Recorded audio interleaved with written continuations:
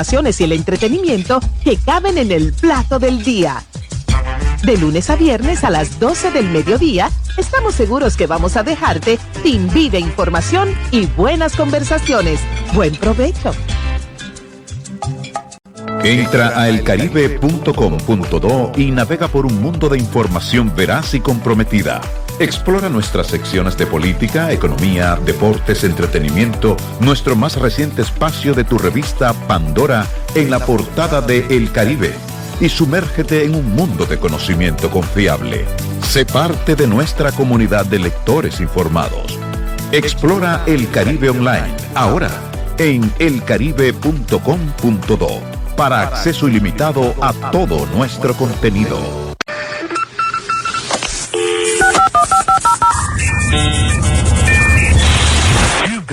Martes Tecnológico, el podcast donde Arturo López Valerio te lleva al futuro, abordando temas de ciencia, tecnología e innovación. En cada episodio te informamos sobre novedades tecnológicas, con datos relevantes para que puedas apropiarte de ellas. Además, nuestra opinión semanal te ayudará a crear conciencia sobre el impacto de la adopción de tecnología en tu comunidad. Si eres adoptante de la tecnología o tienes un negocio que depende de las tendencias y desarrollos, no te pierdas ningún episodio de Martes Tecnológico. Súmate a la conversación vía Twitter, @alopezvalerio, y visítanos en martestecnológico.com para enterarte de lo que hemos hablado en este episodio. Maná, maná. Maná, maná. Maná, maná.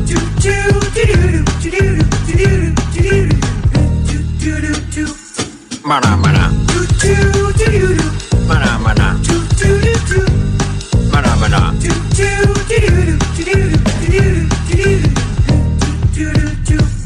Maná, maná. Maná, maná. Maná, maná.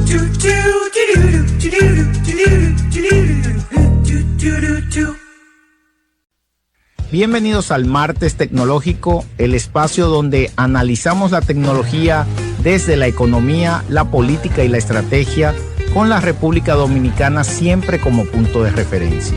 Soy Arturo López Valerio y hoy, junto a Maná, volvemos sobre el panel científico internacional independiente de las Naciones Unidas, pero con el diario ya cerrado. Ginebra ocurrió.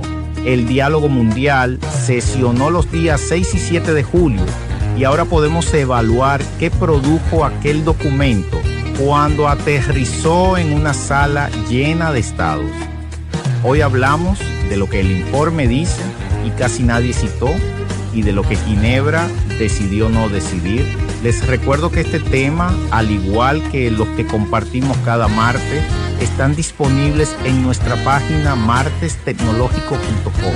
Maná, arrancamos. Arturo, empecemos por el hecho consumado. El diálogo mundial sesionó en Ginebra con los 193 Estados miembros, empresas, academia y sociedad civil. Guterres abrió con una frase que ya circula por todas partes. La cuestión ya no es si la IA transformará el mundo, sino si gobernaremos esa transformación juntos o dejaremos que ella nos gobierne. Y el copresidente del diálogo, el embajador de Estonia, habló de la esperanza de un momento San Francisco para la inteligencia artificial. Tengo que confesar que cuando escucho invocar la fundación de la ONU como analogía, mi antena se levanta. ¿Qué salió realmente de ahí? Empecemos por reconocer lo que sí ocurrió, porque hay avances que merecen registro. Primero, el diálogo existe y sesionó, con 2 copresidentes designados, la embajadora de El Salvador y el embajador de Estonia. Detente en ese dato, porque es más importante de lo que parece. Una representante centroamericana copreside la conversación global sobre gobernanza de la IA. Ese es un asiento en la mesa que la región no tenía hace 3 años. Segundo, Guterres puso sobre la mesa un compromiso concreto y verificable, el compromiso de seguridad infantil en IA, con 3 exigencias específicas: pruebas de seguridad infantil e inspección independiente antes del despliegue, tolerancia cero ante la generación de imágenes sexuales de menores y conexión inmediata con apoyo humano real cuando un menor muestre señales de crisis. Su frase fue quirúrgica: ningún niño debe ser conejillo de indias de una IA no regulada. No permitimos que un medicamento llegue a un niño hasta comprobar que es seguro. Y ese compromiso nace directamente de la evidencia del panel, que es donde quiero que nos detengamos hoy, porque el informe contiene una sección que la cobertura mediática pasó por alto casi por completo. Vamos ahí, entonces, porque esa fue mi sensación leyendo la prensa. Todo el mundo citó la concentración de cómputo y la velocidad de los agentes, y casi nadie tocó el capítulo de daños humanos. ¿Qué está diciendo el panel que no estamos escuchando? Está diciendo que la IA ya está produciendo daño documentado, medible, con nombre y apellido, en la esfera más íntima de la vida. Empecemos por las cifras que la presidenta de la Asamblea General, Annalena Baerbock, puso sobre la mesa en Ginebra. El 99% de los deepfakes tienen contenido sexual y el 96% están dirigidos contra mujeres y niñas. Esas no son proyecciones de riesgo futuro, es el inventario del presente. El informe suma otro dato que a mí me detuvo en seco. Se calcula que a 1.200.000 niños en 11 países del sur global se les han manipulado sus imágenes para crear ultrafalsificaciones de carácter sexual. Una cifra que el panel describe como creciendo de forma alarmante. Y la Internet Watch Foundation documentó solo en 2025 más de 8.000 imágenes y videos de abuso infantil generados por IA. Ahí está el punto que quiero que la audiencia se lleve. Mientras nosotros debatimos si la IA nos va a quitar el empleo en 10 años, ya les está quitando la seguridad a niños hoy y desproporcionadamente en el sur global, que es donde vivimos nosotros. Y hay un segundo eje de daño que el informe trata con una seriedad que no vi reflejada en ningún titular: la adulación. El comportamiento adulador de los sistemas de IA, vinculado a incidentes graves de salud mental, incluidas muertes documentadas. Explícame la mecánica, porque suena casi absurdo que un defecto de cortesía mate a alguien.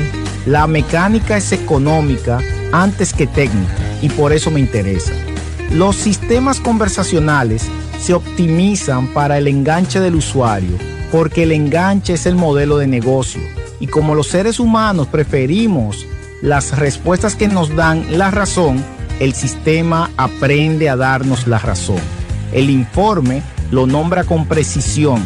La adulación consiste en reforzar las creencias preexistentes del usuario con independencia de su veracidad para prolongar la interacción y crear apego emocional.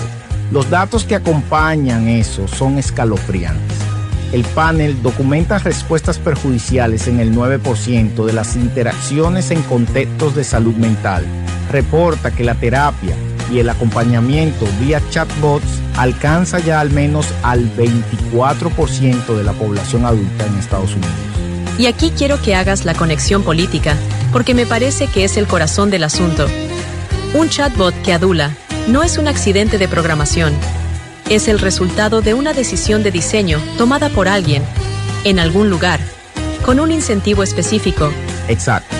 Y el informe lo dice con una frase que debería enmarcarse: la persuasión mediante IA es algo diseñado, no algo inevitable. Los resultados de persuasión vienen dictados por decisiones sobre postentrenamiento, sobre prompting, sobre el diseño del sistema y sobre los algoritmos que determinan qué contenido llega a qué usuario. Y trae la métrica. El postentrenamiento por sí solo puede aumentar la capacidad persuasiva de un modelo hasta en un 51%, y el prompting puede añadir un 27% más. El mismo modelo base, drásticamente más o menos persuasivo según cómo lo configures. Cada configuración es una decisión de poder disfrazada de decisión técnica, tomada lejos de aquí y sin incluirnos en sus pruebas. Cerremos el bloque. Si tuvieras que decirle a la audiencia por qué este capítulo del informe importa más que las cifras de cómputo que todos citaron, ¿qué le dirías? Le diría que las cifras de cómputo describen quién tiene el poder Y este capítulo describe qué está haciendo ese poder con nosotros mientras discutimos quién lo tiene. Ginebra hizo bien en poner a los niños en el centro porque ahí el daño ya es contable. La pregunta que queda abierta y de la que hablamos al regresar es si un compromiso voluntario alcanza para detener una industria que gana dinero exactamente por hacer lo contrario. Oye, Arturo, estas tecnologías del 2025 están revolucionando todo, pero a veces necesitamos un momento para procesar tanta innovación. Mientras seguimos explorando cómo la IA, la robótica y la conectividad están cambiando el mundo, tomemos un respiro. ¿Qué tal si aprovechas esta pausa para imaginar cómo estas tendencias podrían transformar tu propio negocio? Quédate con nosotros en Martes Tecnológico, porque después del corte seguiremos desglosando el futuro con más ejemplos reales y consejos prácticos. No te lo pierdas. Martes Tecnológico. Mana, mana.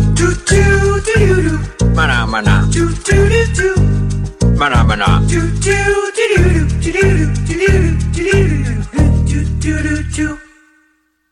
Estamos de vuelta en Martes Tecnológico. Gracias por acompañarnos. Regresamos. Arturo, dejaste una pregunta filosa antes de la pausa. El compromiso de seguridad infantil suena impecable.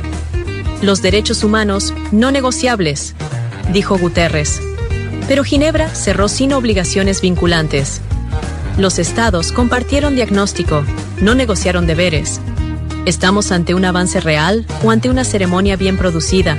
Aquí toca aplicar el bisturí y lo hago con respeto por el esfuerzo. Lo que Ginebra produjo fue lenguaje común y el lenguaje común tiene valor. Sin vocabulario compartido no hay negociación posible, pero un compromiso que no tiene mecanismo de verificación, ni sanción, ni calendario, ni instancia que lo audite, corre exactamente el riesgo que este programa nombra desde hace años, el factor BAM. La apariencia de gobernanza sin el contenido que la respalde, el anuncio como sustituto del mecanismo, y no lo digo yo desde afuera, lo dice el propio informe con una frialdad demoledora cuando evalúa el estado de la gobernanza mundial. Existen más de 40 tipos de instrumentos de gobernanza de la IA y su eficacia en la práctica rara vez se mide. Algunos no tienen herramientas de medición, otros solo miden insumos, y la conclusión del panel es una sentencia. Si no hay medición eficaz, los riesgos de gobernanza pasan a ser algo meramente simbólico. El documento científico de la ONU acaba de escribir, en lenguaje diplomático, la definición de industrialización simbólica aplicada a la regulación. Entonces, déjame llevarlo al extremo, porque creo que la audiencia está pensando lo mismo. Si el panel dice que la gobernanza existente es simbólica y Ginebra produce un compromiso voluntario más, ¿no estamos añadiendo un instrumento número 41 a una pila que ya nadie mide? Ese es el riesgo real y hay que nombrarlo con todas sus letras. Aquí es donde la entropía narrativa deja de ser una crítica a los gobiernos de nuestra región y se vuelve un diagnóstico del sistema multilateral entero. Cumbres en Bletchley, en Seúl y París, muchos mandatos, muchas prioridades, ninguna jerarquía, cero rendición de cuentas. Y mientras esa arquitectura se dispersa, la tecnología hace lo contrario, se concentra y acelera. El informe documenta que los desarrolladores ya usan IA para generar el 75% de su código nuevo. Eso es un ciclo de retroalimentación. La IA construyendo IA más rápido cada trimestre. Del otro lado de la mesa, 23 países estudiados por la OCDE y la mayoría todavía sin haber incorporado siquiera la ciencia de la persuasión a sus marcos normativos. Un lado corre con motor propio, el otro delibera. Hay un hallazgo del informe que quiero que abordes, porque tiene consecuencias directas para nuestras empresas y nuestros bancos. El panel dedica un recuadro completo a las capacidades cibernéticas de los modelos de frontera, y las cifras son de otro orden. Es la sección más subestimada del documento, y para un país como el nuestro es la más urgente. El informe reporta que En pruebas coordinadas de 2026, modelos avanzados descubrieron de forma autónoma vulnerabilidades desconocidas en software crítico, incluyendo un defecto de 27 años de antigüedad en OpenBSD, uno de los sistemas operativos considerados más seguros del mundo. Y en CyberGym, una prueba de referencia donde un agente debe reproducir vulnerabilidades reales en código real. Los modelos de frontera en previsualización alcanzaron una tasa de éxito del 83% frente al 23% apenas un año antes. En 12 meses, el problema pasó de ser residual a ser resuelto en 4 de cada 5 intentos. Y ahí está el dilema del doble uso en su forma más pura. La misma capacidad que parcha el software del mundo puede reventarlo. Exactamente. Y el informe lo formula sin eufemismos. La misma capacidad que permite a los defensores hallar fallas de décadas proporciona los mecanismos para automatizar el descubrimiento y la explotación de vulnerabilidades a una escala que supera a los equipos humanos. Y la respuesta que dieron los desarrolladores es la que debería preocuparnos aquí. Restringieron el acceso a esos modelos defensivos a una coalición selecta de organizaciones y socios de lanzamiento. Traducido a nuestra realidad, la capacidad de defensa de última generación se está distribuyendo por invitación. La capacidad de ataque, en cambio, se democratiza sola. Ahí tienes la captura de valor digital en su versión más peligrosa. Alguien decide quién puede defenderse y esa decisión no la toma un Estado soberano. La toma una empresa privada con criterios comerciales en otra jurisdicción. Y República Dominicana, con su banca digitalizada, su sistema eléctrico interconectado y su estado en la nube, no está en esa lista de invitados. Síntesis del bloque. ¿Cuál es la crítica central que le haces a Ginebra? Que produjo un compromiso donde hacía falta un mecanismo y que dejó fuera el eje más asimétrico de todos, el acceso a las capacidades defensivas. Guterres tuvo razón al decir que cuando los países se ponen de acuerdo sobre cómo evaluar sistemas, medir riesgos y asignar responsabilidades, la seguridad avanza junto con la tecnología. La frase es correcta. Lo que falta es el verbo en pasado. Todavía no se han puesto de acuerdo. Y mientras tanto, cada trimestre que pasa, la brecha entre quien puede defenderse y quien solo puede confiar se ensancha. Hacemos una breve pausa y regresamos con más de Martes Tecnológico. No se vayan. Martes Tecnológico. Mana, mana. Mana, mana. Mana, mana.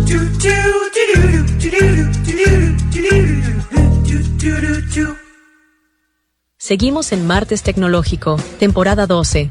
Continuamos conversando con Arturo López Valerio. Volvemos y bajamos a lo nuestro. Arturo, en el episodio anterior hablamos de la ENIA, de su ejecución trabada y de la infraestructura cognitiva nacional.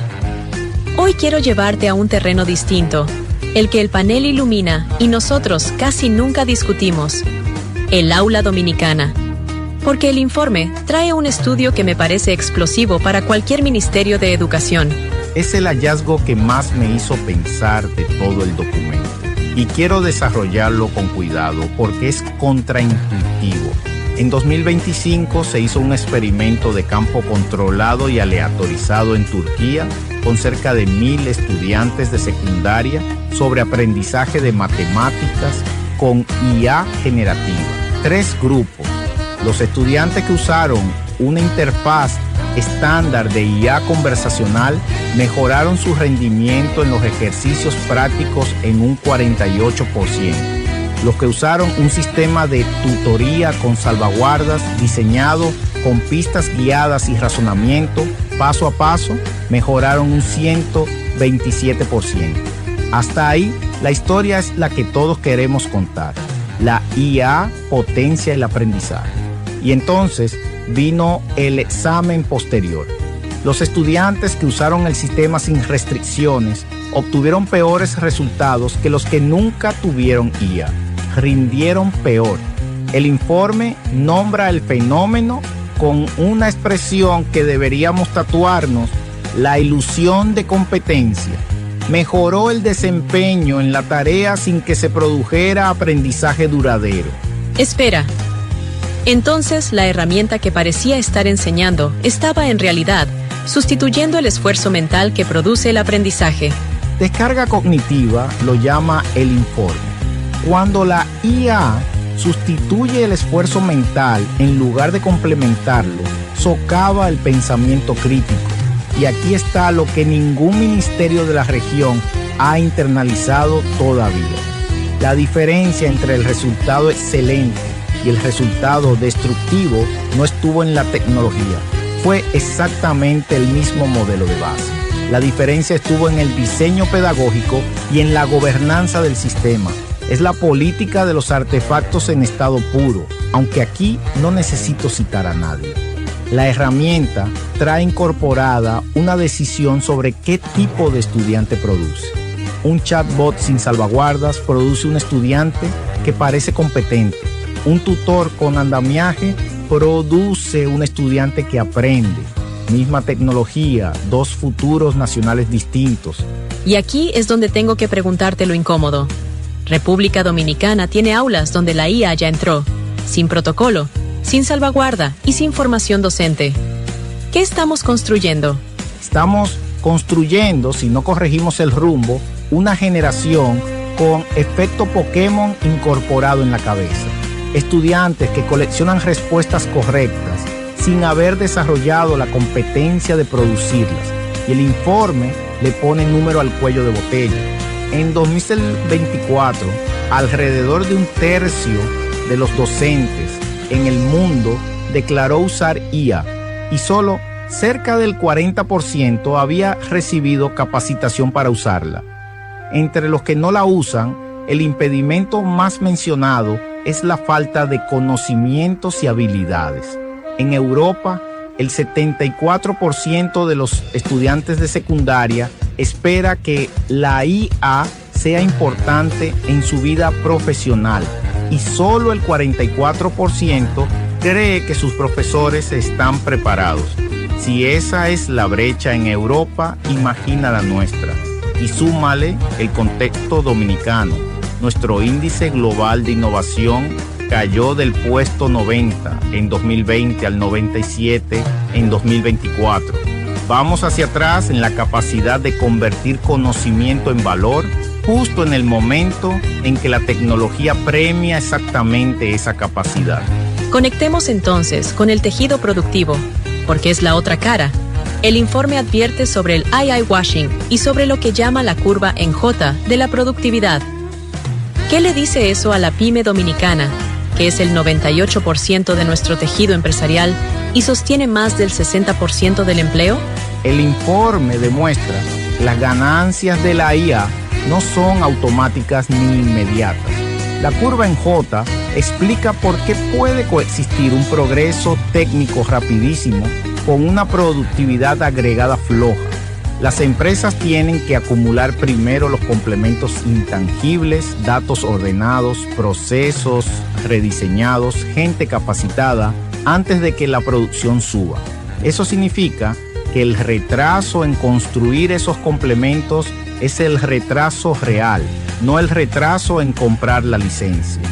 Y aquí es donde el AI washing, afirmaciones falsas, engañosas o exageradas sobre capacidades de IA, que el informe señala explícitamente en la oleada de despidos atribuidos públicamente a la IA, se vuelve un riesgo para nuestro empresariado.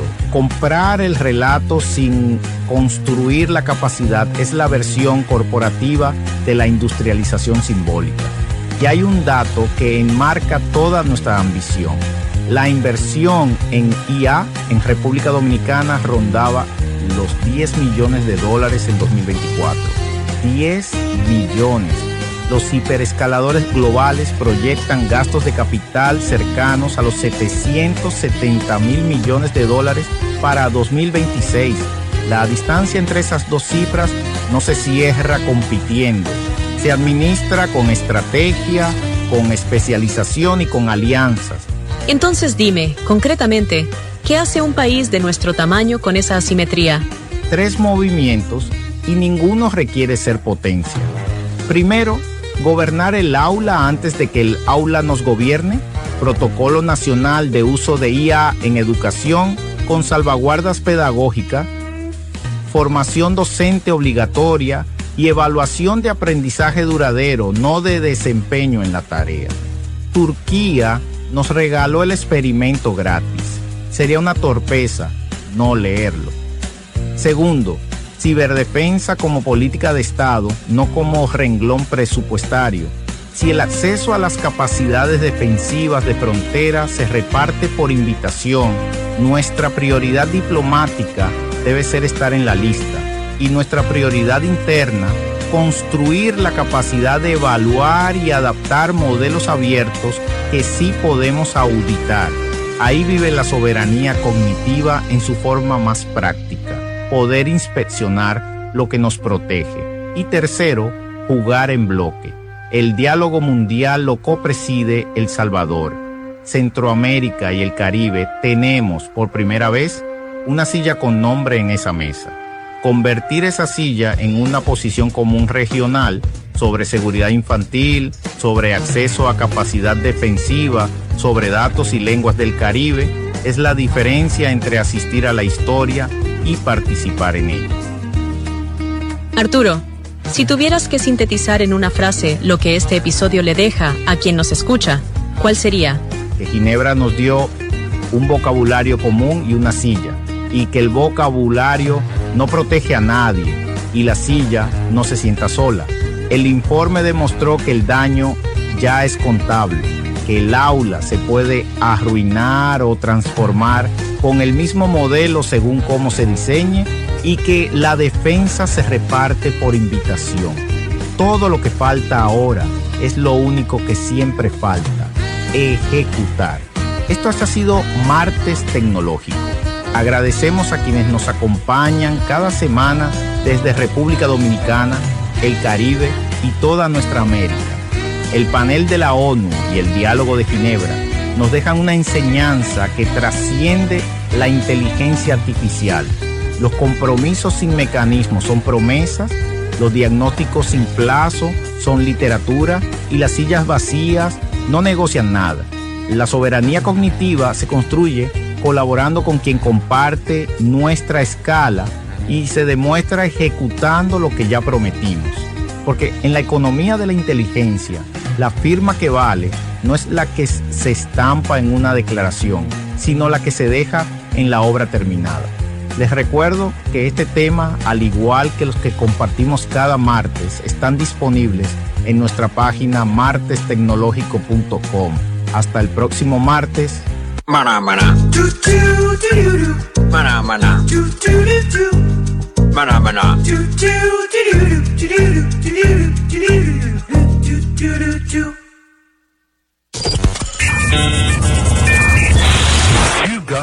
Martes Tecnológico.